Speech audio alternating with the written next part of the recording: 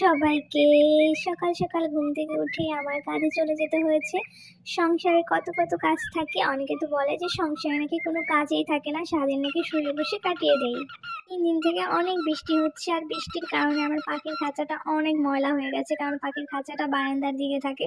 তো সকাল সকাল ঘুম থেকে উঠে আমি পাখিটাকে একেবারে পরিষ্কার করে দিয়েছি। ওদের কিন্তু সকাল সকাল আমি মাঝে মাঝে গোসল করিয়ে দিই, কারণ গোসল করিয়ে দিলে ওদের ফ্রেশ থাকে এবং দেখতে আমার কাছে খুবই ভালো লাগে। তো সকাল সকাল ওদেরকে পরিষ্কার করে দিলাম। দিন ধরে খুবই টেনশনে ছিলাম, আর এই টেনশনের কারণে পাখির খাঁচার দিকে একেবারে আশাই হয় না। ও এসে দেখি পাখির খাঁচা একটুও পারিনি, আর পাখিগুলো অনেক ডাকাডাকি করতেছিল। শুধু পাখির পানি না, এইদিকে আমার লাকি বাম্বু গাছগুলোর পানি শুকিয়ে গেছে, আর আমি একেবারে খেয়াল করিনি যেটার ভিতরে পানি নেই। পরে দেখলাম গাছগুলোর পাতাগুলো জানি কেমন একটু শুকনো শুকনো লাগছে, পরে গিয়ে দেখি যে টবটার ভিতরে একেবারেই পানি নেই। আসলে যত্নতে প্রতিটি জিনিস সুন্দর হয়, যত্ন ছাড়া প্রত্যেকটা জিনিসই মরে যায়, কারণ যত্ন না করলে কোনো জিনিসই হয়তো বা সুন্দরভাবে বেড়ে উঠতে পারে না। কারণ যারা 3 দিন পর পর বা 4 দিন পর পর পানিটা পাল্টে নতুন নতুন করে পানি দিলে অনেক সুন্দর লাগে গাছটা দেখতে। আর এদিকে আমার আরেকটা টপে আমি আরেকটা লাকি ব্যাম্বু গাছ লাগিয়েছি, ওটাকেও খুব সুন্দর করে ধুয়ে দিচ্ছি, কারণ এটাগুলো পানি দিয়ে বারবার বেশি করে ধুলে আর 2-1 দিন পর পর ধুলে কিন্তু এর রংটা আবার সবুজটা অনেক সুন্দর থাকে। আসলে অযত্নে শুধু গাছেই না, অযত্নে মানুষও মরে যায়। যত্নটা খুবই প্রয়োজন, প্রত্যেকটা জিনিসের উপরে খুব সুন্দর করে যত্ন করে ভালোবেসে রাখতে হবে, তাহলে প্রত্যেকটা জিনিসই খুব সুন্দর থাকে।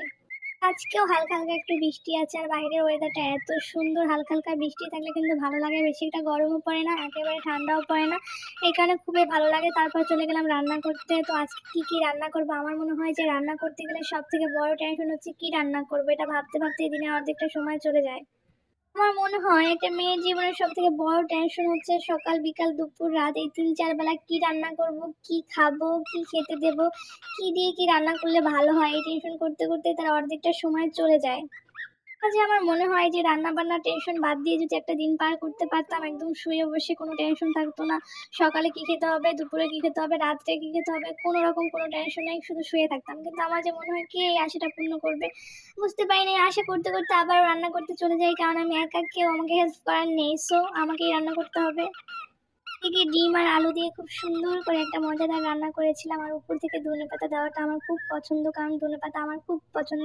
ধনেপাতা দিয়ে যে কোনো জিনিস রান্না করলে এত মজা লাগে খেতে। তো ডিমটা রান্না করার পর এই পাশে ছিল ঢেঁড়স ভাজি, ঢেঁড়সটাও খেতে আমার কাছে খুবই ভালো লাগে। এই সাইডে ঢেঁড়সের উপরে আমি একটু সুন্দর করে ধনেপাতাটা দিয়ে দিয়েছি, কারণ ধনেপাতা আমার সকল খাবার দিতে খুবই ভালো লাগে, কারণ যেন অন্যরকম একটা গ্রান আর ফ্লেভার আসে, যেটার কারণে আমার কাছে খুবই ভালো লাগে। এইখানে আলু দিয়ে পেঁয়াজ একটা ভাজি করছি, কারণ ভাজি খেতে আমার কাছে খুবই ভালো লাগে। মূলত আমার কাছে খাবার খেতে খুব ভালো লাগে, সেটা হোক ভাজি আর কিছু হোক, কিন্তু পেঁপে দিয়ে ভাজিটা অনেক মজা লাগে।